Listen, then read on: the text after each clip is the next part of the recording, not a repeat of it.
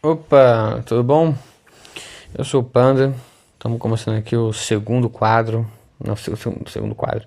O segundo episódio do novo quadro, que estreou quarta-feira passada, né? Todas as quartas, que é o Oráculo de Antares. E eu aqui, Panda, seu oráculo, para revelar para vocês os oráculos dos deuses oraculares, né, de Antares, do universo Antares. Então vamos lá para as primeiras perguntas, né? Confesso que essas primeiras perguntas vão ser bem rápidas, porque, bem, vocês já vão entender, né? Vamos lá, primeira pergunta. A mãe de Eurídice tinha memória seletiva? Sobre a mãe da Eurídice, na peça do Jean Mille, homônima, né, chamada Eurídice. Bem, a mãe da Eurídice não tem exatamente memória seletiva não, porque ter memória seletiva seria você lembrar só daquilo que te convém e lembrar bem disso, e esquecer daquilo que não te convém, né? A mãe da Eurídice, ela tem uma memória que ela é incompleta. A mãe da Eurídice, ela vive se interrompendo, esquecendo, duvidando daquilo que lembra, ao mesmo tempo que na sequência ela já recomeça a se lembrar das coisas que aconteceram, só que aí é uma outra memória. Então ela, não sei, por exemplo, ela tá falando de uma vez que ela foi em Toulon e ela tinha um amante lá, só que ela confunde o nome do cara várias vezes, não lembra se eram dois, três ou coisa assim. Aí ela deixa isso pra lá. E aí tem um pouco mais de diálogo. E aí depois ela lembra de uma vez que ela era. Que ela começou a ser atriz em Marseille. Ou será que ela começou em Paris? Não, não, foi em Rouen. Rouen. Foi com certeza em Rouen. E aí depois ela se. Ela já vai e corta de novo. Então ela tá o tempo todo tentando se lembrar do passado, só que ela nunca consegue se lembrar direito, né? Então, isso não é memória seletiva. Memória seletiva seria ela lembrar só das coisas, assim, das coisas boas que ela fez, sei lá, com os amantes dela e esquecer das coisas ruins, sei lá, tipo, que ela maltratou eles, que ela traiu eles, que ela roubou, né, eles ou algo assim. Seria algo assim desse tipo, né, memória seletiva. Ou ela só lembrar das coisas ruins que fizeram pra ela e não lembrar das coisas boas que fizeram por ela, né? Isso seria um exemplo de caso de memória seletiva. Mas que eu me lembro, é, não foi assim que aconteceu, não. Não tem isso na peça, não. Do Jean Noel, não. Na peça Eurídice não é isso, não. Ela não tem memória seletiva. Ela tem memória... Ela tem uma espécie de anamnesismo, né? Anamnesismo no sentido de que ela tá sempre tentando lembrar do passado. Só que ela tem uma memória defeituosa, né? Então seria um anamnesismo defeituoso. Ela fica tentando lembrar do passado, só que ela é, ela é ruim nisso. Ela é ruim, ela não consegue lembrar direito, entendeu? Um personagem meio paradoxal, é interessante, é legal. Mas enfim, se ela tem memória seletiva, não me parece que é o caso, não. Talvez se eu relesse a peça, né, depois de quase 2 anos de tendo lido ela, talvez eu mudasse de ideia, mas pelo que eu me lembro mesmo, não sofre disso não. A menos que eu sofra de memória seletiva. Segunda pergunta. Eu não entendi como a gente faz para saber qual é o gênero predominante. Olha, é no feeling. É no feeling. E não deveria se preocupar muito com isso, não.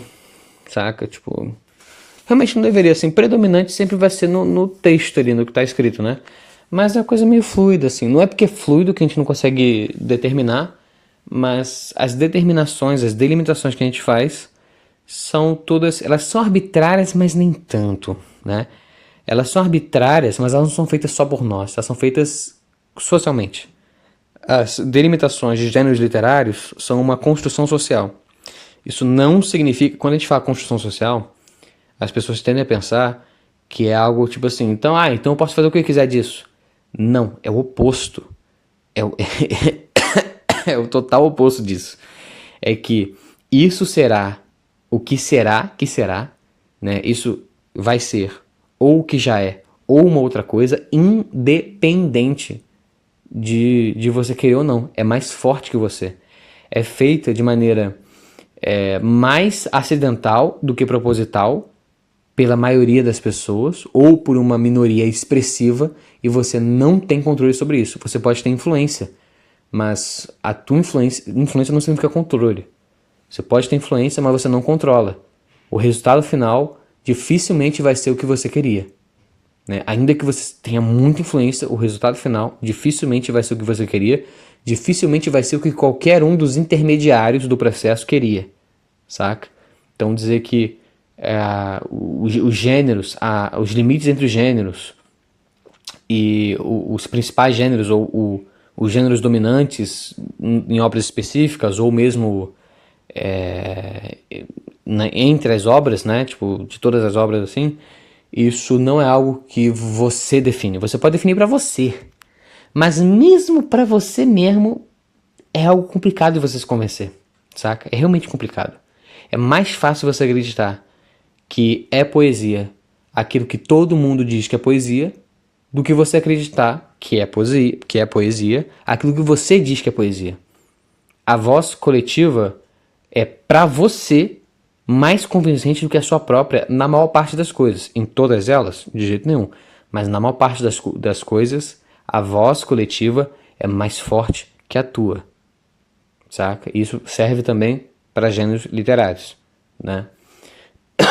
Serve para a predominância deles, serve para a existência deles, serve para a hierarquia deles, serve para uma cambada de coisas.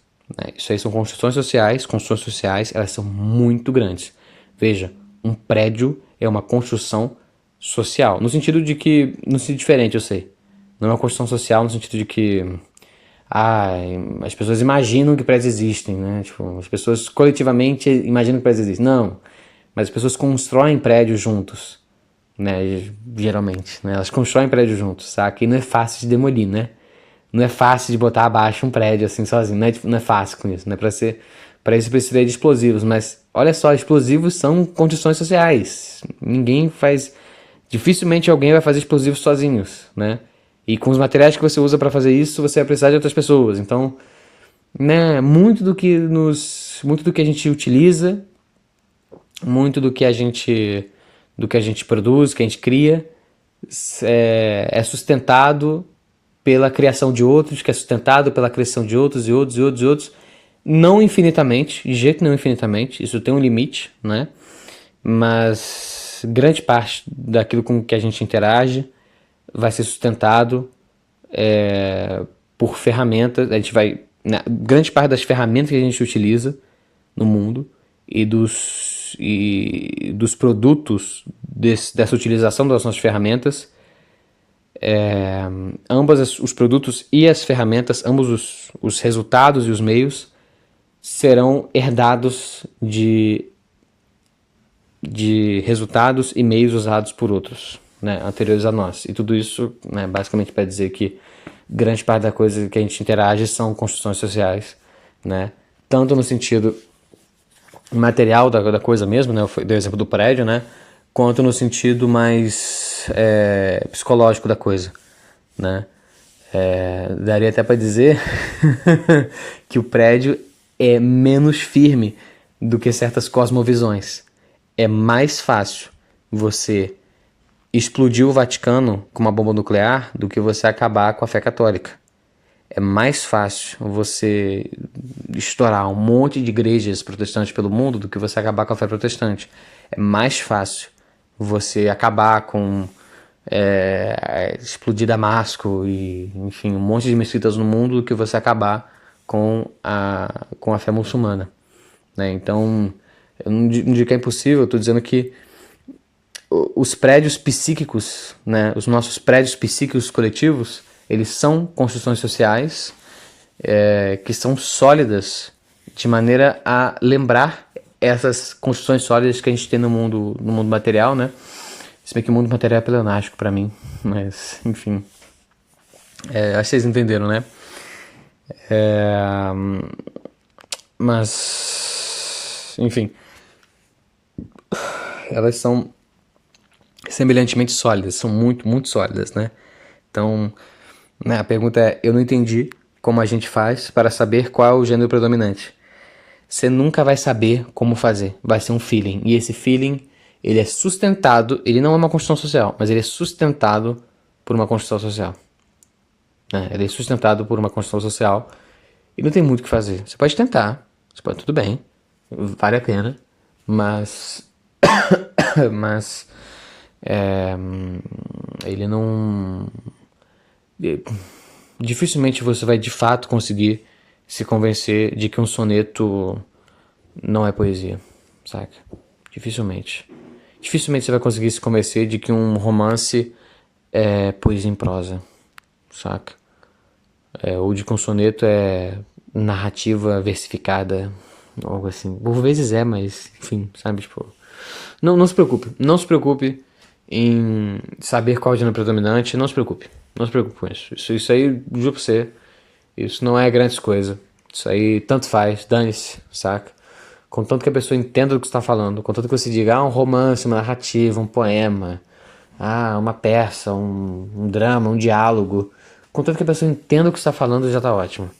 Essas perguntas assim, cara, isso aí, tem que entrar nos papos tão complicados de teoria literária. Eu adoro esses papos, eu gosto muito deles, mas eu recomendo deixar pra lá. Se você não quer estudar teoria literária, essas coisas assim, deixa isso pra lá. Essa pergunta aí, deixa pra lá. Se fosse outra coisa, tudo bem. Mas isso aí, deixa pra lá. Vai te dar menos dor de cabeça. Não se preocupa. Você não vai saber como fazer. Porque as pessoas que mais sabem sobre isso dizem, não dá pra saber.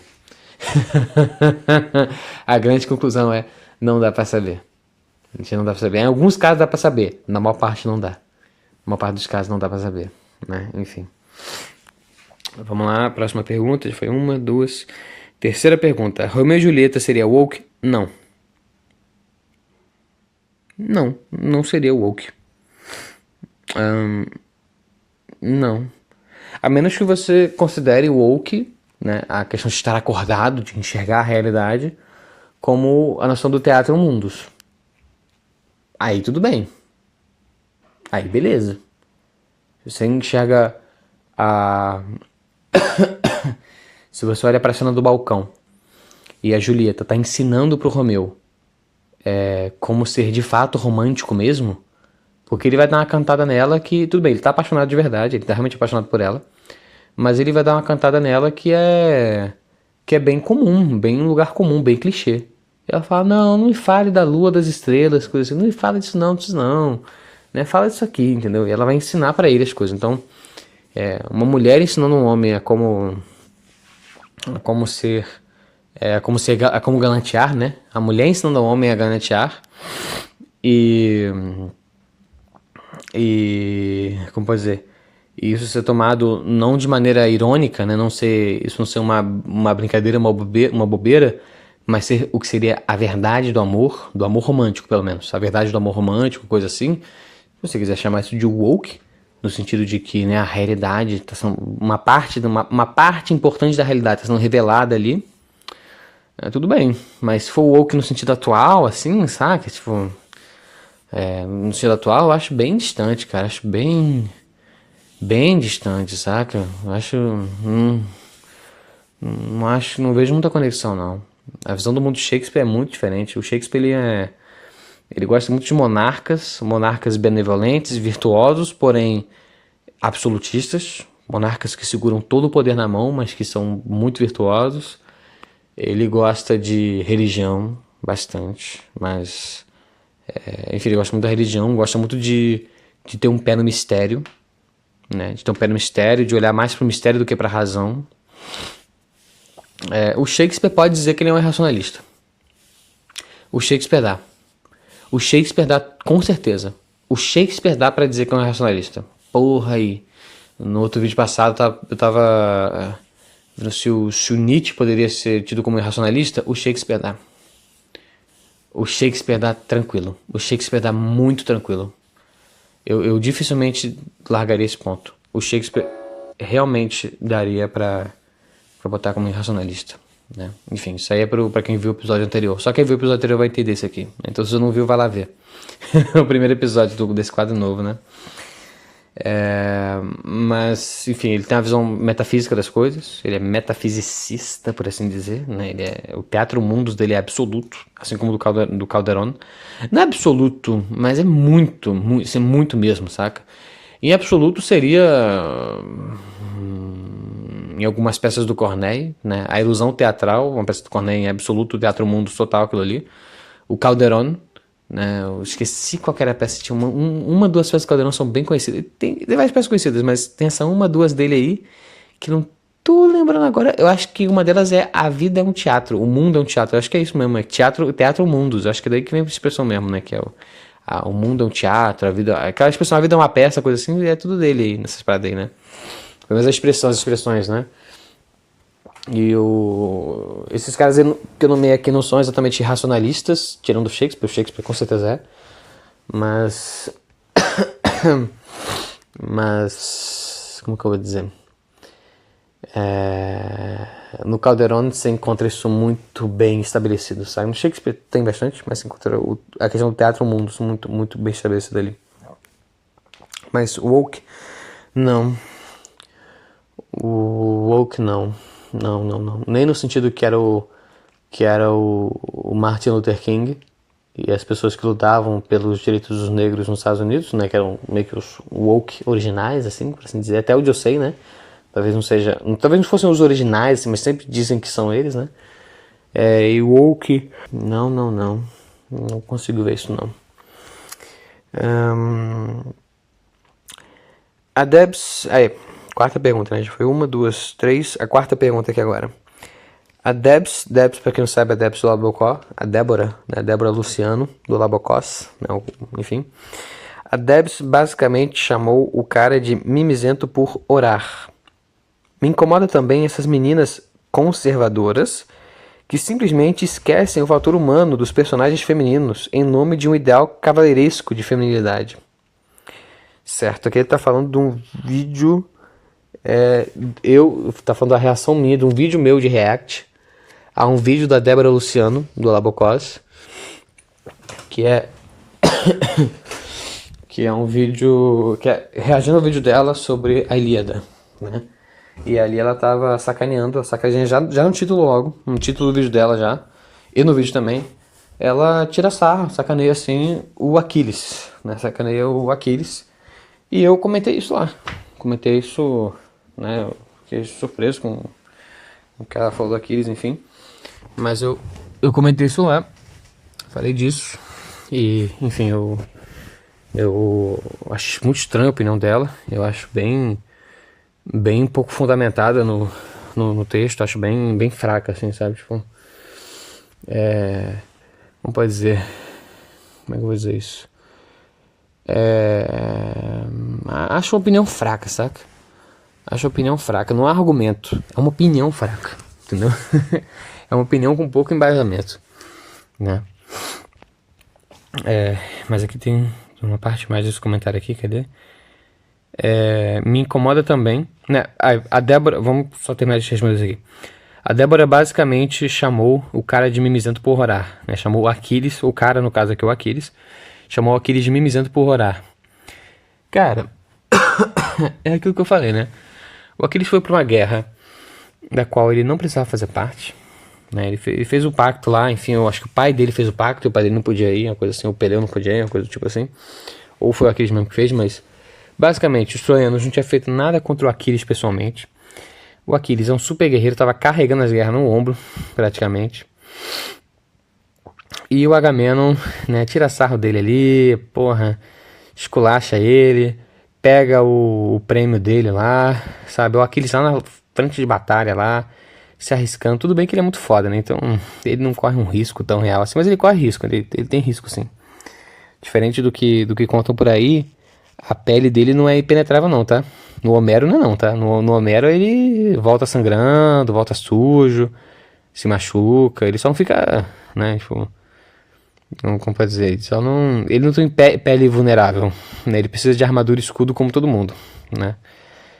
Isso aí é uma criação romana posterior, né? Que tudo no corpo dele, menos o calcanhar, era invencível, era impenetrável. Não, isso aí é mentira. Isso aí é coisa romana, Não é o Aquiles do Homero. Não é o Aquiles que a gente tem na Ilíada e na Odisseia, né? Mas enfim. Então ele vai pedir ajuda para os deuses, porque basicamente quem pediu ali dele matar o Agamenon, na hora que o Agamenon tirou sarro dele, feriu a honra do Aquiles, né? Foi uma deusa, foi Atenas, que apareceu só para ele, não apareceu para todo mundo, tipo, ela meio que congelou o tempo, apareceu invisível para ele, falou com ele: não mata o Agamenon, porque Zeus não quer que você faça isso, e pode ficar tranquilo, você vai ser vingado, vai ficar tudo bem. Pode ficar tranquilo, as coisas vão funcionar pra você. Aí depois ela some, o tempo volta ao normal, ele segura a espada, né, deixa a espada na bainha, e aceita tudo, vai pra longe, fala: não vou entrar mais nessa guerra aqui não. Ele entrega lá a Briseide, né, enfim, que era o espólio dele, entrega lá pro Agamenon, enfim. E ele consegue, né, manter a fachada assim, do orgulho durante o tempo todo, mas depois ele chega perto do mar, chama a mãe dele, Tétis, que é uma das deusas do mar, né, uma deusa do mar, a Tétis, e ele chora pra ela. Ele chora mesmo, ele chega lá e chora de verdade, sabe? Chora, pede ajuda da mãe. Por quê? Porque ele só pode pedir ajuda, tem que pedir pra um deus pra falar com os outros deuses pra atender as preces dele. Né? É basicamente isso que os pagãos faziam, eles pediam pros deuses intercederem por eles, ou, né, tipo, ou o cara falava direto com Zeus, ou ele pedia para um outro deus interceder, né, por ele para com Zeus, para que as preces dele fossem atendidas, né. No caso do Aquiles é justamente isso. O Aquiles não tem acesso direto aos Zeus, mas tem acesso direto à mãe, a mãe, que é uma deusa, né. Ele fala com a mãe dele, a Tétis, pede para ela interceder, e o que ela faz? Ela vai e intercede. E de fato as coisas funcionam, saca? Mas não é que ele chorou só pra conseguir isso.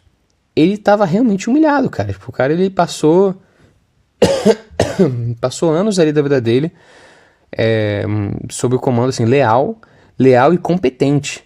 Leal, honrado, competente. E na primeira dificuldade que o Agamenon passou, na primeira verdadeira dificuldade que o Agamenon passou, né, que o Agamenon passou, logo o Aquiles, né, vai ter que pagar por isso, injustamente, sabe? E o Aquiles tem capacidade de se vingar. E os deuses falam pra ele não fazer isso. Pô, cara, é foda. Tipo, é um sentimento de potência muito grande, saca? Porque você pode dar o troco, só que algo mais forte que você vira e fala: não dê o troco. Porque senão, não faça isso. Porque senão, você vai levar a pior. Pô, imagina isso, cara. Imagina isso, entendeu? Foi o que eu falei pra Débora. Eu falei: Débora, você por muito menos tava de joelhos chorando que nem o Aquiles. Né? Você por muito menos. O cara ali, porra, as coisas que o cara teve que enfrentar pra chegar onde ele chegou ali, cara, não... Pô, você nem sonha em passar por isso. A Débora nem sonha em passar... Não tô falando que a Débora nunca passou por sufoco da vida, mas ela nunca passou por algo assim, cara. Eu não tô dizendo que eu passei, mas ela nunca passou por... Eu tenho certeza absoluta que ela nunca passou por algo assim. Ela nunca... Eu tenho certeza absoluta que a Débora Luciano nunca chegou perto de ter uma experiência sequer análoga a que sofreu Aquiles ali. Nunca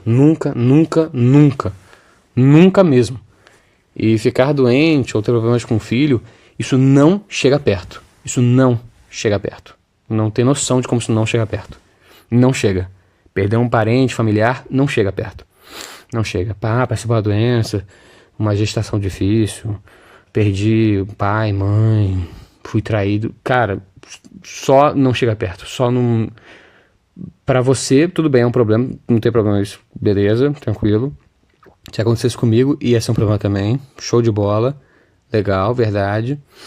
Mas se a gente botar em comparação, não é nada. Tá? Tipo, é bom reconhecer isso, saca? Tipo, se você botar em comparação, não é nada. Não é nada mesmo. Entendeu? Não é nada mesmo, saca? Porque no mundo homérico ali, tudo o que um homem nobre tem, que um príncipe tem, o príncipe, né, como Aquiles é a honra dele. Morreu a honra, acabou. Tudo bem que ele ainda vai ter os confortos da vida de príncipe, mas acabou tudo que dá pra ter. Toda a parada importante pra eles tinha era com a honra, sabe? Toda a parada importante que os caras tinham era com a honra. O Agamenon fere a honra do Aquiles. O Aquiles ele é impedido pelos deuses, de defender a própria honra. O Aquiles se vê usurpado de seu prêmio, né? E se vê mal agradecido, se vê alvo da ingratidão do Agamenon, que está, de certa maneira, né, que está ironicamente acobertado pelos deuses. Sabe, tipo, acabou a vida do cara da noite pro dia. A vida do cara acabou da noite pro dia e ele nem sequer é culpado disso. A vida do cara acabou. Acabou, assim, tudo bem que não acabou por inteiro, a gente sabe disso, mas a vida ele não morreu, né, mas a vida... Como é que eu vou dizer isso? A vida relevante, a parte relevante da vida dele, ainda mais um guerreiro, né? Ainda mais um guerreiro. A parte relevante da vida do príncipe Aquiles acabou. Ela foi aniquilada por um gordo babaca, que é o Agamenon. Eu acho o Agamenon muito maneiro, é um personagem muito foda. Mas ele ali é um gordo babaca. ele, dentre muitas coisas, ele é um malandrão, é espertão, show... Né, ele consegue resolver as paradas, mas ele é babaca também. Ele é babaca, ele é arrogante, ele é babacão também. E aí o Agamenon foi um gordo babacão. E a vida do Aquiles, a vida relevante dele, foi aniquilada por um gordo babacão. Né? E as coisas mais poderosas no universo, que são os deuses gregos ali, né, no mundo homérico, né? Elas estão defendendo ele. E você é forte pra acabar com ele, mas você não é forte pra acabar com ele quando os deuses estão defendendo ele. Cara, você foi o Totalization Humiliation. Saca? Tipo, total. Tipo, sabe, quando o Aquiles ficou de joelhos, não é à toa não, tá, cara? Ele foi posto de joelhos. Ele cai de joelhos só quando tá lá na praia pra chorar, mas ele foi posto de joelhos. Saca? Tipo, ele foi esfaqueada a alma dele pra sangrar as lágrimas que ele tá chorando, cara. Tipo, não é... Não é um negócio tipo, ai, um bebê chorando. Meu Deus do céu, caraca, meu irmão. Porra. Ai, mas enfim, eu acho bobeira. Até hoje eu vi a Débora fazendo aquilo, eu falei, cara, que... Quanta vergonha, velho. Quanta falta de vergonha na cara, meu irmão. Puta que pariu, cara. Nossa, mas enfim. Vamos lá. Aqui. Me incomoda também essas meninas conservadoras. Conservadoras em aspas, tá? Me incomoda também essas meninas conservadoras que simplesmente esquecem o fator humano dos personagens femininos em nome de um ideal cavaleiresco de feminilidade. Eu acho que aqui também tá falando da Débora, né? Débora como conservadora, ou ao menos aspirante a, né? Não sei se ela é mesmo, enfim, isso aí já é com ela, outra coisa. Enfim, não me intrometo nessa parte da vida dela. Eu não me intrometo na vida dela não, tá? Não é só nessa parte não, eu não me intrometo na vida dela, ponto. Mas é que ela tava falando da Helena de Troia. Que Helena é chata, Helena é isso, Helena é aquilo. Como eu apontei no vídeo, falei, cara, você pode achar a Helena chata, não tem problema não, saca? Mas assim, é estranho, porque a Helena, de todos os personagens, tá, talvez não seja o único, tá? Mas que eu lembro, eu li a Lida algumas vezes já, de todos os personagens que eu lembro, ela é a única que, sem o apoio de um deus, enfrenta um deus. Então você vai ter, por exemplo, o... esqueci o nome desgraçado, começa com D, não é Demócrito não, Demócrito é um filósofo grego, né, que é posterior até a escrita da Ilíada, né, a Ilíada foi escrita e publicada, né, ela data, a publicação, a criação dela escrita data de 725 a.C., né, a Ilíada e a Odisseia, mas... enfim, não é... Cara, qual é o nome do cara, velho? Cara, tem um cara lá, começa com D o nome dele, Desmonitos, Desbem, enfim, algo assim. E esse cara, ele quase mata, né? Ele fere gravemente o deus da guerra, o Ares, deus da guerra, né? Ele quase mata o Ares, algo assim do tipo, né? Se é que dá pra matar os deuses, né? Mas, enfim, fica meio aberto, né? Tipo, se ele consegue ou não matar os deuses. E se ele consegue ou não matar os deuses, né? E porque os deuses supostamente são imortais, né? Então, enfim, não pode ser mortos, então, né? Mas esse cara consegue fazer isso com a ajuda da Atena. a Athena dá um power-up nele e ele quase mata o deus da guerra, né?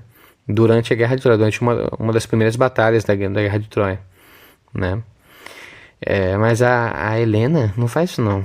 A Helena não tá enfrentando uma deusa com a ajuda da deusa. A Helena tá enfrentando o amor encarnado, que é a Vênus. Que é a Vênus não, que é a Afrodite. A Vênus é grega, mas enfim. A Vênus é a versão romana, né? Mas enfim, a Afrodite.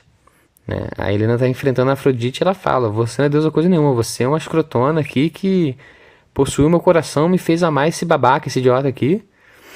E, porra, meu marido era honrado, amava ele, e você me fez amar esse babaca aqui. E a Afrodite fala: cala a boca, menina, vai lá transar com ele, senão eu explodo tua cabeça. E ela fala: tá bom, tá bom. E vai lá e vai, sei lá, não sei, vai cuidar do Paris. Não dá pra saber se eles vão transar ou se eles só fazendo carinho nele, coisa assim, né? Fica cuidando dele ali, fica limpando as feridas dele. Eu não lembro. O que eu lembro fica ambíguo, assim, não dá pra saber o que tá acontecendo de fato ali, né? Mas você vê, tipo, eu lembro da Helena, eu não lembro do personagem virar e falar assim: não, você, né? Deus, não, você é uma babaca. Tipo, você. Né? Vai falar, tipo, eu falo na tua cara mesmo. Saca? Tipo, você é uma escrotona. Entendeu? Isso no livro inteiro que eu lembro, só a Helena fazendo isso. Não é a Helena. A Helena. Saca? Então, essa visão cavaleiresca da mulher, assim, eu não lembro da Débora defender isso. Isso aí eu tenho que ser justo com ela. Eu não lembro da Débora defender que a mulher forte ela tem que ser tipo uma versão masculina do que é uma mulher ou algo assim, né? Mas eu não tenho algo contra se botar personagens femininos que são fortes e tal. Eu só digo uma coisa: quando você põe uma moça, sei lá, tipo, por exemplo, a Scarlett Johansson, pra dar um chute num capanga e a perna dela não quebra, eu entrei no mundo da fantasia, tá? Tipo, eu entrei no mundo da fantasia, eu falo: ó, legal, tá maneiro, show, só que isso aqui morreu a verossimilhança. Eu tô vendo uma cena pra mim que é uma cena de teatro, saca? Tipo, e não no bom sentido, entendeu? Quando a Scarlett Johansson, ela vai correr pra tentar saltar do penhasco e se matar e conseguir a joia da alma lá, e ela fica competindo com o Falcão, e ela corre, ela é menos rápida do que ele, porque as pernas dela são mais curtas do que a dele, né? E que os socos dela não são tão fortes assim, ele consegue segurar e desviar e bloquear uma parte dos socos dela e tal. Mas que ela, conseguindo eletrocutar ele e, enfim, e desviar dos gadgets dele, né? Ele não atira as flechas nela, ele atira as flechas no chão, assim, perto dela. Não tá tentando matar ela, tá tentando impedir ela de se matar, na verdade, né? Ele tá tentando se matar antes dela se matar. Ele quer ele se matar antes que ela se mate, né? Os dois estão competindo pra ver quem vai se matar sem deixar o outro morrer, né? Ela consegue lidar com as flechas dele assim, tipo, isso aí, beleza, saca? Sabe, tipo, ela deu um choque nele, ele parou, foi, pô, show, claro, com certeza, porque se ela não tivesse os gadgets dela ali, se ela não tivesse as habilidades dela, cara, ele ia empurrar ela, ia lançar uma flechinha ali de teia, coisa assim, e ele ia pular do penhasco, se matar e acabou, saca? Se os dois estivessem ali, sem nenhum gadget, coisa assim, cara, ele ia pegar ela pelo braço, eles iam lutar um pouquinho, mas ele só ia arremessar ela pra trás e acabou, ia se tacar e acabou, irmão. Não tem essa não, entendeu? Ela usou muito mais que eu lembro. Ela usou muito mais a tecnologia dela pra conseguir segurar ele do que o oposto. Né? Até porque dele de matar e tá tentando impedir a mulher de se matar, porra. Então é óbvio, né? Tipo, ele tá com flechas, e a maior parte das flechas dele são pra matar. Ele tem uma outra flecha ali que é pra, tipo, sei lá, gás do sono. Ele não tem gás do sono, mas, tipo, de fumaça, ou teia, ou coisa assim, tipo, é uma flecha ou outra que faz uma coisa dessa. É uma parte de matar, então ele, né, a única vantagem que ele tem é o corpo dele ser um corpo masculino, que é mais forte, mais rápido, né, mais versátil, né, versátil não, mas enfim, mais rápido, mais forte que o dela. Só que ela tem umas paradas ali que é tipo, te dá choque. Ela te eletrocuta, ela te algema no chão, assim, entendeu? São coisas pra segurar o movimento, o que faz muito sentido, sabe? O que faz muito sentido mesmo, assim, pra ela, sabe? Ela consegue consegue segurar, né? Consegue dar conta das vantagens que os oponentes, em grande parte masculinos, têm sobre ela. Então ela consegue dar conta disso, ela consegue, através de meios tecnológicos, ela consegue nivelar. Ela consegue nivelar ela com os oponentes, que são majoritariamente masculinos, e ela nivelando, o que sobra é a habilidade, e ela é muito habilidosa. Ela é mais habilidosa do que todos eles. Ela só precisa nivelar as coisas com tecnologia. E aí isso é muito verossimilhante. Isso é interessante, saca? Isso é muito maneiro, saca? Mas não é tão fácil fazer isso. E se alguém quer o melhor exemplo disso que eu já vi, o melhor que eu já vi, assim, de assistir, de ler é outra coisa, mas de assistir, cara, é Blue Eye Samurai. Blue Eye Samurai é excelente, irmão. Eu lembro de eu pausar certas cenas, dar uma pausa nelas assim, só pra ver se os golpes que a protagonista dava nos oponentes, todos masculinos, todos homens, se os golpes que ela dava são golpes que uma mulher faria. Por quê? Porque o braço da mulher é mais curto do que um homem. O braço do homem é mais longo. Então, numa luta de espadas, o homem, tipo, se ele der um golpe perfurante, um golpe de pinça, assim, ele vai alcançar o corpo da mulher antes que a ponta da espada dela alcance o corpo dele. Então ele vai conseguir dar o golpe e ainda consegue não será atingido pelo golpe dela, né? Então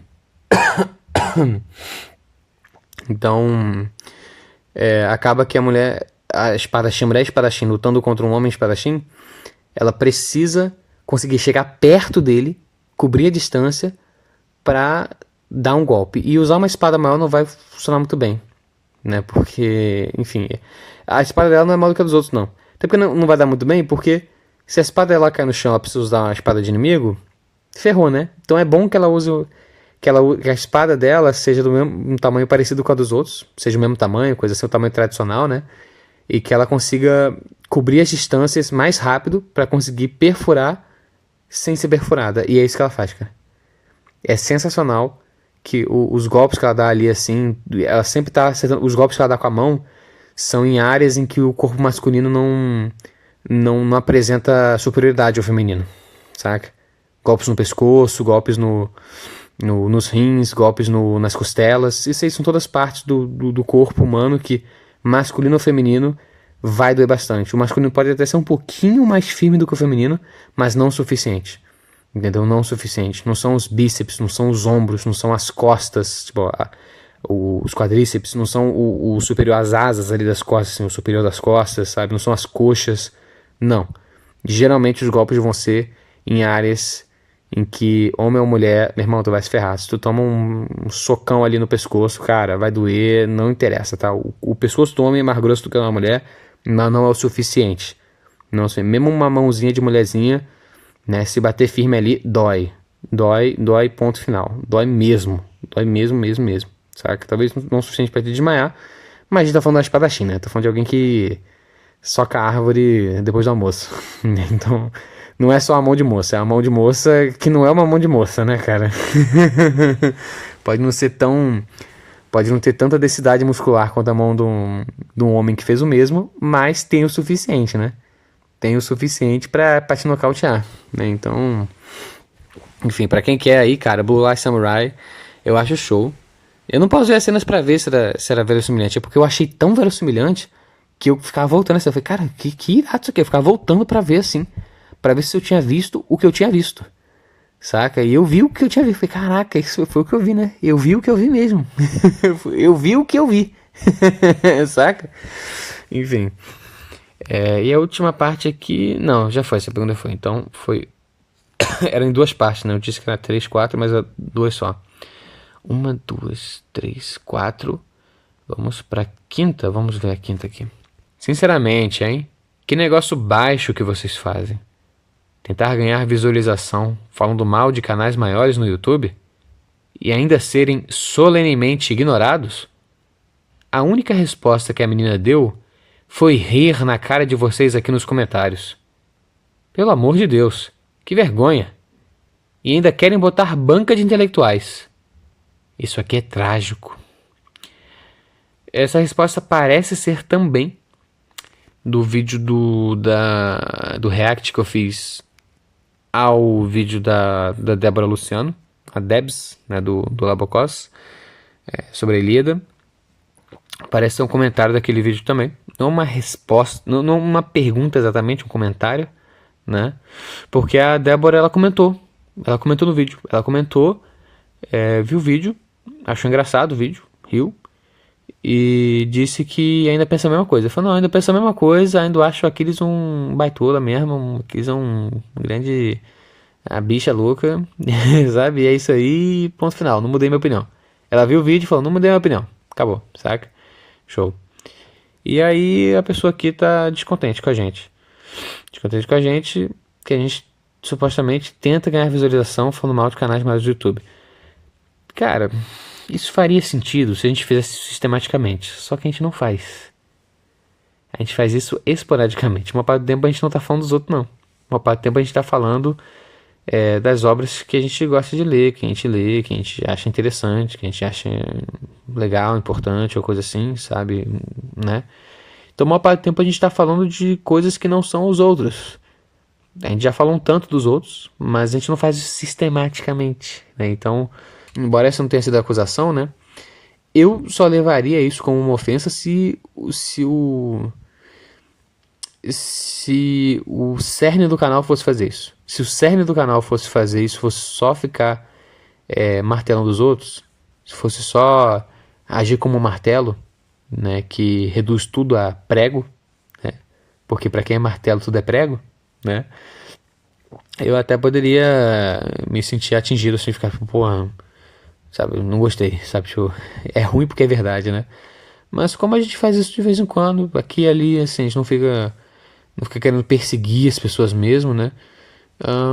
Sei lá, tudo bem. Peça o que você quiser, eu sinceramente não ligo, não. Sabe? Não... Essa crítica aqui a gente pensa que não me atinge. Talvez outras, talvez. Mas essa aqui não me atinge, não. Saca? E assim, uma coisa interessante aqui. Tentar ganhar visualização falando mal de canais maiores no YouTube. Né? Uma pergunta, né? E ainda serem extremamente ignorados. A única resposta que a menina deu foi rir na cara de vocês aqui nos comentários. Aqui, ser ignorado seria não ter um vídeo, não ter um...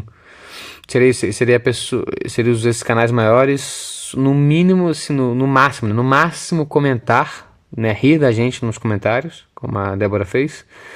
E não fazer um vídeo resposta. Seria isso? Tá, pra mim tudo bem. Se eles vão fazer um vídeo resposta ou não...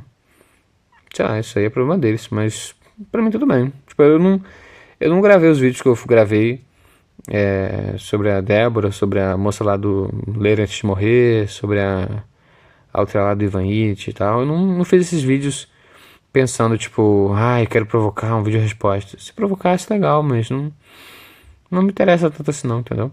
É porque eu vi o vídeo, achei que a pessoa falou besteira. Falei, cara, eu acho interessante a gente pegar isso aqui como uma base para comentar algo do livro e já desmentir algumas coisas. Já desmentir algumas ideias que eu considero incompatíveis com o texto. Considero elas incoerentes com o texto da obra, né? E já acho que facilita, saca? Tipo, a pessoa já tá falando do ponto que eu vou rebater. Por que eu vou ter que explicar? Eu deixo a pessoa falar, por que não? Saca? Se a pessoa vai falar, por que não, né? Eu prefiro que a pessoa mesmo explique, ao invés de eu falar. Tem gente que pensa assim, ó, aí eu explico. Não, deixa a pessoa falar e falar. Viu? Vocês viram o que ela disse? Viram o que essa pessoa pensa? O que ela explicou? Então, vou rebater. Eu faço assim, né? Enfim. Essa aqui foi a quarta. 1, 2, 3, 4. Essa aqui foi a quinta. Sexta pergunta. Puxa, Panda. Falar da Ler Antes de Morrer? Essa garota propaganda de editora brasileira? É até covardia. A mulher é ruim por demais. Ou seria ruim demais, né? Então, a gente teria baixado o nível de fazer isso aí. Cara, não é o foco, como eu disse, não é falar da Ler Antes de Morrer porque ela é esperta ou não, algo assim. Mas é o que eu gosto de combater opiniões que eu considero errôneas. Né? Eu gosto de rebater opiniões que eu acho que estão erradas. E eu falo minha opinião errada. Eu não acho que tem gosto errado. Eu acho que tem opinião errada. saca? Porque, tipo, eu acho que tua opinião é errada, tipo, porque é basicamente a opinião da pessoa tem uma base, e essa base tá errada, saca? Então, não, a opinião não precisa estar errada porque a base tá errada. Mas por vezes vai ser o caso. Por vezes a opinião vai estar errada porque a base está errada também. Entendeu? Enfim, embora não seja necessariamente o caso, por vezes vai ser o caso. Né? Enfim, então eu rebati o canal dela porque me recomendaram, eu não via, não conheci o canal dela antes, nunca tinha visto o vídeo dela. Me falaram sobre, eu dei uma olhada, vi ela falando besteira, eu falei, cara, vou comentar isso aqui, por que não? E aí fui rebatir, pronto, fui rebatir. Mas a gente já rebateu o canal, o canal. A gente já rebateu lendo o Karnal sobre Shakespeare, já rebateu uma professora, não só professora, mas uma suposta especialista em literatura russa, né? A Débora, que é uma amadora dedicada, né? Querendo ou não, ela é dedicada. Uma amadora dedicada. E a Lê Antes de Morrer, que é uma garota propaganda, sabe? A gente não perdoa ninguém, não. Assim, nem a gente. O Lucas já fez vídeo no canal dele, do Universo Antares, me criticando, entendeu? Então a gente perdoa nem a gente. A gente trata todo mundo igual, sabe? Até a gente, até nós mesmo. Entendeu? Então não vejo problema nisso não. Isso aqui foi a sexta, né? Deixa eu ver. 1, 2, 3, 4, 5, 6. Fora a sexta. Agora a sétima. Eu convivo com uma pessoa que sofre com depressão profunda há muitos anos. Ela já tentou tirar a própria vida algumas vezes e, inclusive, passou por interações, seria internações, né? Passou por internações psiquiátricas. Não é algo explicável. É tudo e nada ao mesmo tempo. É um vazio na alma. Cara, eu não sei como resolver esse problema. Isso aí tá para além do que eu estudo, tá para além do que eu conheço, né? Se a pessoa já procurou ajuda e não conseguiu, eu diria para continuar tentando. Né? Tipo, eu preferiria morrer tentando do que morrer sem tentar, ou do que desistir no sentido de cometer suicídio ou algo assim. Mas pra mim é fácil, eu não sofro de depressão, né? Pra quem sofre de depressão, acho que é mais difícil. Não é impossível, mas eu acho que é mais difícil fazer. Mas isso aqui já ultrapassa mesmo o assunto do canal. Obrigado por ter compartilhado isso aqui com a gente, mas eu não sei o que responder sobre isso. Não sei o que dizer sobre isso. Enfim. Isso aqui foi do conto em segunda pessoa do Ryan. É um conto do Ryan em segunda pessoa. Devia ser um conto sobre depressão, algo assim.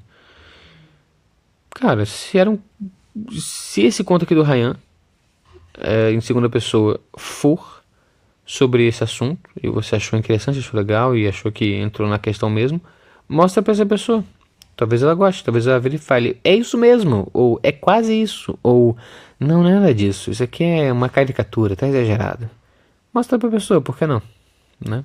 Vai curar da depressão? Dificilmente. Mas, né, enfim, eu acho interessante. Né? Eu acho interessante. Essa foi a sétima pergunta. Vamos para a oitava. Se um dia vocês forem fazer um vídeo sobre o livro Frankenstein, abordem a análise do E. Michael Jones sobre o livro. Ele fala muito sobre a biografia da autora para interpretar o conteúdo do romance.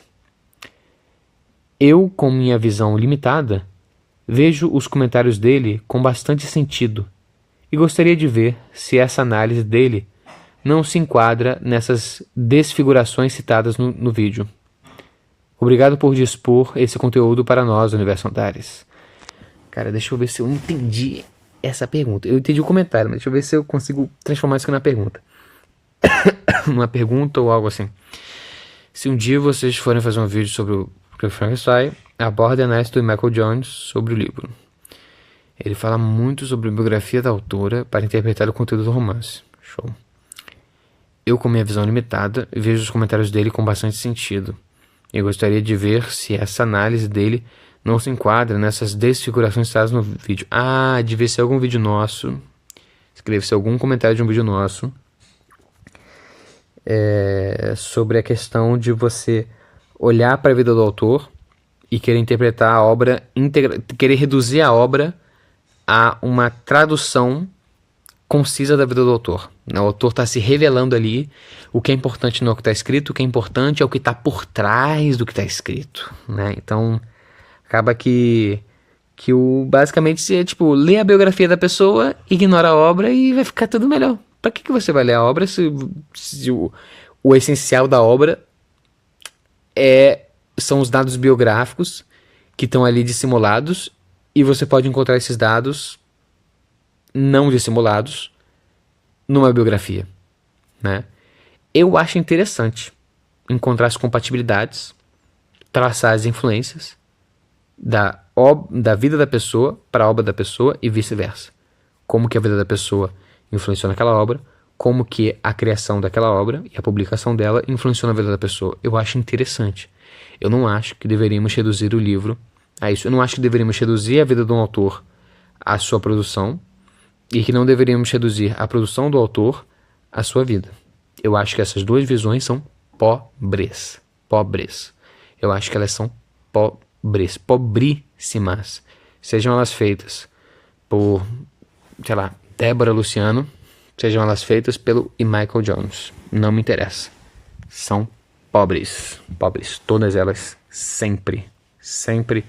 Sempre. Todas elas pobres. Tá bom. A pessoa pode ter essa visão e ela fazer algo que é riquíssimo, que é muito bom, mas isso diz mais a respeito da excelência daquela pessoa, apesar da visão dela, do que da visão mesmo. Sabe? Essa visão da pessoa não parece ser tão grande quanto o próprio talento. Então, quando a pessoa é talentosa, quando o pensador, o escritor que está falando sobre isso aí, ele é bem talentoso, o talento dele vai sobrepor essa visão pobre dele. Mas não é o caso da maioria. A maior parte das pessoas, a visão delas é maior que o talento e acaba que, né, de uma visão pobre surge um produto pobre. De uma visão pobre, sustentada por um talento pobre, surge um produto pobre. Né? Vamos para a 8ª pergunta. Não é pergunta, né? O apelido do cara é Panda. O meu apelido é Panda, é isso mesmo. A pessoa achou engraçado. Eu também acho engraçado. E vamos para a última pergunta que temos aqui. Caraca, começou... só uma coisa. Na pergunta número... Acho que foi número 7, né? Número 7, 8. A pessoa falou aqui, ó. Obrigado por dispor esse conteúdo para nós, universitários. De nada. Anônimo número 7 ou 8. De nada. É isso aí. Nós dispomos esse conteúdo maravilhoso pra vocês. É tudo pra vocês mesmo. Isso aí a gente faz só pra vocês. E é isso. Pra gente também, porque a gente se diverte. Mas beleza. Ok, agora a última pergunta. Caro mestre Panda. Já começou, né? Show, mas obrigado. Olha, isso aqui não é obrigatório não, tá, gente? Eu acho legal, mas não é obrigatório não, tá? Mestre Panda, opa, tô me dando muita responsabilidade. Caro mestre Panda, solicito orientações. Sou um rapaz com vida adulta agitada. Não agitada, conforme supõe um jovem. Mas falo sobre trabalho, obrigações no casamento, passear com o cachorro, praticar esporte, ajudar a arrumar a casa, etc.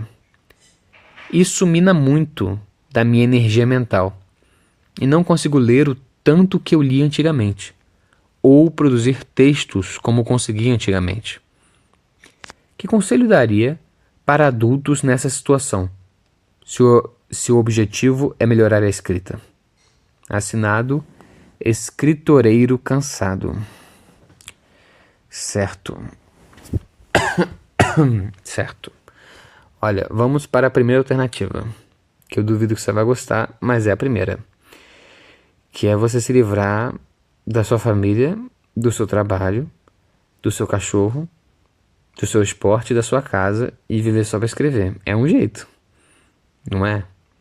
Se você se livrar disso tudo, você consegue escrever. Talvez manter a casa. Talvez a casa, o cachorro, né? Pra não ficar muito sozinho. Entendeu? Mas isso aí eu acho que você não vai querer fazer. Tudo bem. Tudo bem, né? Digamos que você querer manter isso tudo. E está com pouquíssimo tempo e energia para conseguir ler o tanto que li antigamente e escrever o tanto que escrever como consegui antigamente. Leia menos, escreva menos. Escreva coisas menores, como poesia ou máximas, né? Provérbios, coisas assim. Anotações rápidas, né? Epígrafos do James Joyce. Procure James Joyce epígrafos. Na verdade seria é isso mesmo. Epígrafos, né? Escreva epígrafos, escreva poemas, escreva poesia em prosa, se você quiser. Poemas em prosa, né? Sonetos, a forma de soneto é muito legal. Escreva máximas, provérbios. Escreva frases gnômicas. A gente chama de gnômica, a frase pequena, concisa, né? Bem compacta, é a frase gnômica. Escreva frases gnômicas. Escreva coisas que não demandam tanto tempo de escrever, né? E leia esse tipo de literatura. Leia literatura mais leve. Leia contos pequenos. Escreva contos muito pequenos. Escreva flash fiction. Aquelas ficções que tem 2, 3 parágrafos, que não passa de uma página, ou às vezes um parágrafo só, saca? Leia flash fiction, leia coisas curtas, contos, novelinhas, poemas, tudo isso é pra quem não tem tempo, cara. Tudo isso é pra quem tem vida agitada, entendeu? Uma parte dos poetas tinha vida agitada, pô. O cara tá sem trabalho, ele escreve um romance. Ele lê romance, escreve romance. A pessoa que não tem a vida agitada, ela com certeza vai ler coisas, vai escrever e ler coisas que são longas. Tá, tem exceções. Sempre tem a pessoa que na pausa do trabalho, né, na ida do ônibus pro trabalho, pro expediente, e quando o marido, a esposa tá dormindo, essa pessoa tá lendo um romance longo de 1000 páginas, ela tá lendo ali sempre o tempo todo assim, né? E a energia dela não acaba, né? Sempre tem essas pessoas. Eu não sou uma delas, tá? Eu não sou uma delas e você também não é. Nesse caso, ler coisas pequenas, escrever coisas pequenas, né? Sabe aquela desculpa que a gente tem? Que é uma desculpa real. Que muitas vezes ela é real mesmo. Que é tipo, eu não tenho tempo de ler um poema e ficar pensando sobre. Bem, agora você só tem tempo pra isso, né? Agora aquele conto de 2 páginas que você acha muito legal, mas que pra você entrar nele mesmo, você precisaria ficar pensando, né? Ficar uns 20 minutos pensando. Você leva 3 minutos pra ler ele inteiro, né? Ou vou botar 5. Você leva 5 minutos para ler as 2 páginas dele. 2 páginas tamanho A5, né? E para entender ele, você precisaria de mais 15 minutos. Bem, veja, agora você só tem 20. Você só tem 20 minutos agora. Encaixou perfeitamente. Você lê rapidinho e você fica pensando sobre, fica relendo, olha aqui uma palavra ou outra, olha ali um jeito como ele usa adjetivos, um jeito como a conjugação dos verbos, o que isso pode dizer do texto. Fica fazendo uma análisezinha assim, fica olhando ali, sabe? Tipo, tentando enxergar alguma conexão simbólica entre as diferentes palavras que estão ali, né? De conexão simbólica, gente, é só tipo, sei lá, a cor branca, sabe? Um conto, no poema, assim, a cor branca, ela sempre simboliza alguma coisa, tipo, ela tá... Dúvida sempre faz isso, mas tô falando no poema, tipo, no poema, no conto, no texto que você tá dando ali, sei lá, tipo... Vou dar um exemplo aqui, tá? Isso aqui não é um conto, isso aqui na verdade é um romance longo. Não é longo, é um romance de tamanho médio, que é o 1984, né? No último capítulo, o Winston Smith, o protagonista, ele tá jogando xadrez sozinho. Ele tá jogando xadrez sozinho mesmo, né? E tem as peças brancas e as pretas. E ele diz, né? Tipo, ele tá pensando, o narrador diz pra gente o que ele tá pensando, traduz pra gente o que a gente tá pensando, né? Embora o narrador não seja o protagonista, esse personagem, o narrador, ele meio que mistura a narração dele com o que seria o pensamento, com o que seria O que seria uma transcrição indireta, né? Que seria uma narração indireta do pensamento do Winston, né? E ele conta pra gente o seguinte, que as peças brancas, né? As brancas sempre vencem as pretas. Não é que as brancas começam, porque as brancas sempre começam, é verdade. Mas as brancas sempre vencem as pretas. Que as brancas simbolizam o bem e as pretas o mal. E o bem sempre vence o mal. As brancas sempre vencem as pretas. Nunca antes na história do xadrez, nunca antes na história dos problemas de jogo de xadrez, as brancas não venceram as pretas. Nunca antes. E tem outras coisas ali, nesse capítulo, outras coisas, que, se eu não me engano, posteriores, que vão carregar a cor branca e que vão lembrar muito isso. Uma flecha branca, que ele imagina na mente dele assim, um diagrama na cabeça dele, ele enxerga uma flecha branca cortando a cauda de uma flecha negra, ou seja, seria as brancas flanqueando e vencendo as negras, mas aí a gente não tá falando mais de xadrez, tá falando de outra coisa, tá falando de guerra, né? Mas vocês têm que ler a história para entender isso aí. Vai falar de uma outra coisa, vai falar de várias coisas brancas e basicamente a cor branca significa alguma coisa aí. A cor branca significa o que seria o bem, seria uma visão maniqueísta, na visão maniqueísta que ele tem, né? É o que ele tem ao menos no final da história, né? Enfim. Mas esse tipo de coisa existe muito em poemas, em contos, em novelas, se der tempo de você ler, né? Novelinhas pequenas ali e tal. Cara, em provérbios, né? Basicamente os ensaios também, em pequenos ensaios pequenos. Ensaios do Montaigne. Montaigne escreve ensaios pequenos, bem pequenos, saca? Os pensées, os pensamentos, são basicamente anotações, as anotações do Voltaire. Os cadernos, aquela literatura de caderno, assim, tipo cahier, né? Os cadernos do Camus, por exemplo. Ele escreve várias coisinhas nos cadernos dele. Os epígrafos do James Joyce, se você souber ler inglês ou se você encontrar eles traduzidos, né? Então, esse tipo de literatura, né? Peças em um ato, tem aquelas peças em um ato, tem 40 páginas, saca? Tipo, veja o teatro grego é todo de 40, no máximo 50 páginas. Tem muita peça de teatro que é pequenininha, curtinha, saca? Tipo, muito, muito curtinha, saca? Mas eu realmente, falo, cara, vá ler poesia, vá ler contos bem pequenos, vá ler epígrafos, vá ler provérbios, né? Provérbios, máximas, frases gnômicas, né? Epígrafos e tal. Vá ler esse tipo de coisa, né? Vá pelo que te interessa, não vá tipo, os clássicos. É bom ler os clássicos, mas pô, tem tanto clássico nisso aí, o gosto é tão variado, sabe? Tipo, não precisa ler o Petrarca, o Canzoniere, né? O Canzoniere dele, o cancioneiro dele, né?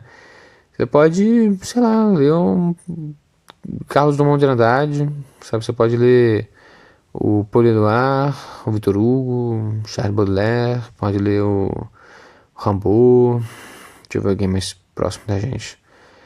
Pode ler algum poeta americano mais próximo, algum poeta atual, entendeu? Não tô lembrando dos nomes mais atuais assim. Agora não tô lembrando não.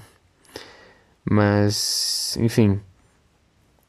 Pode ler algumas próximas. Pode ler os ensaios do Montaigne, também são pequenos. Tem 2 páginas, 2, 3 páginas, legal. É bem legal. Tem muita obra que é pequena, cara. Tem muita obra que é antologia, sabe? Antologia, coleçãozinha e tal. Por que não ler uma antologia, cara? Tá com pouco tempo? Leia antologia. Mas se eu quiser escrever algo grande, escreva algo pequeno. Se você só tá com tempo para escrever algo pequeno, escreva algo pequeno. Porque todo mundo sabe, nós sabemos, né? Quem escreve sabe que escrever algo grande não é só sobre escrever algo grande e escrever pequenos pedaços aqui e ali. Você fica pensando naquilo. Quando você escreve algo pequeno e você se fixa a escrever aquilo pequeno, você vai contar uma história que vai de 1 a 2 páginas e acabou. Eu tô falando 1 a 2 páginas A5, não é A4 não. Ah, mas como é que eu faço no papel A4? É só fazer uma página A4. Se você fizer uma página A4, dá praticamente 2 páginas A5, né? Então você faz só a frente, não faz frente e verso, faz só a frente de uma folha A4 e pronto. Faz uma história daquele tamanho, por que não? Faz um poema, faz uma história daquele tamanho, faz um pequeno ensaio, anota alguns epígrafos, alguns provérbios, algumas máximas, algumas frases gnômicas assim, tipo, entendeu? Por que não? Tem ficção que é curta. Por que você não poderia produzir? A gente já faz isso há muito tempo, a gente faz isso desde o tempo, não vou dizer do Homero, mas pelo menos desde a Grécia Clássica a gente já faz isso, né? A gente faz já há um tempão, tem no século XX, tem no século XXI, teve no século XIX, teve no XVIII, teve no XVII, teve no XVI, teve durante toda a Idade Média, teve na Antiguidade inteira, sabe? Por que não, né? Por que não fazer? Entendeu? Eu acho bobeira, né? Então, tá com pouco tempo, tá com pouca energia, leia coisas que são pequenas, não vão consumir tanto do seu tempo, nem tanto da sua energia. Escreva coisas pequenas, não vão consumir tanto do tempo, nem tanto da tua energia. Faça isso. Enfim, acabamos as respostas, acabamos as perguntas e comentários aqui, né? Se você se você quer participar, se você quer que eu responda alguma pergunta sua, reaja, né, por assim dizer, algum comentário seu, coisa aqui, só comentar nos vídeos, qualquer vídeo, qualquer live, qualquer vídeo, só comentar lá. Qualquer coisa que a gente não conseguiu responder na live ou que não conseguiu responder nos vídeos, vamos trazer pra cá. Mas se não, só entrar no nosso canal aí do Telegram, vai no privado do Lucas Rosalém, né? E manda pra ele. Manda pra ele ou pode mandar pra mim. Pode mandar pra ele ou pode mandar pra mim, né? É só pegar o meu Telegram, abrir uma conversa comigo no privado do meu Telegram, manda pra mim a sua pergunta, o seu comentário, e marca ele com um emoji de baleia. Tem um emojizinho, aqueles emojis que você marca, tem um lá que é uma baleia, que eu acho muito fofinho. Não sei por que é uma baleia, mas enfim, é uma baleia. E aí você marca com o emoji da baleia e eu vou entender que aquele comentário ou aquela pergunta que você me fez está destinado a que você quer que eu responda aquilo ali no próximo vídeo desse quadro aqui, né, do Oráculo de Antares, né, que acontece toda quarta-feira. E vai estar feito. Vai estar feito, eu vou fazer. Eu não vou responder para você no chat, eu vou olhar aquilo ali, vou visualizar e eu vou separar num canto e eu vou responder em vídeo. Então não espere que eu vou te responder, eu não vou te responder em privado, eu vou responder só em vídeo. Mas você me manda no privado. Não mande a pergunta no grupo do canal Antares. Não mande. Porque nos comentários dos vídeos não tem problema, as pessoas não veem, as pessoas esquecem, não vão conferir, tudo tranquilo. Mas seria melhor que vocês entrassem e mandassem pra mim, no meu privado, ou pro privado do Lucas Rosalém. Melhor seria pra mim, mandar pra mim direto. E é isso, manda pra mim, marca com o emoji da baleia a sua própria mensagem, eu vou entender. E é isso, né? E é isso aí. Então, terminei aqui esse segundo episódio. E é isso, muito obrigado, né, pra vocês que ouviram. Se você ouviu até aqui, comenta no vídeo, comenta no seguinte, comenta e se inscreve no canal, ativa o sininho, dá o like, né? Mas comenta no vídeo, comenta o seguinte, comenta epígrafo, só isso, comenta epígrafo, comenta isso aí no vídeo, tá? É isso, muito obrigado por terem me ouvido até aqui e até quarta-feira que vem.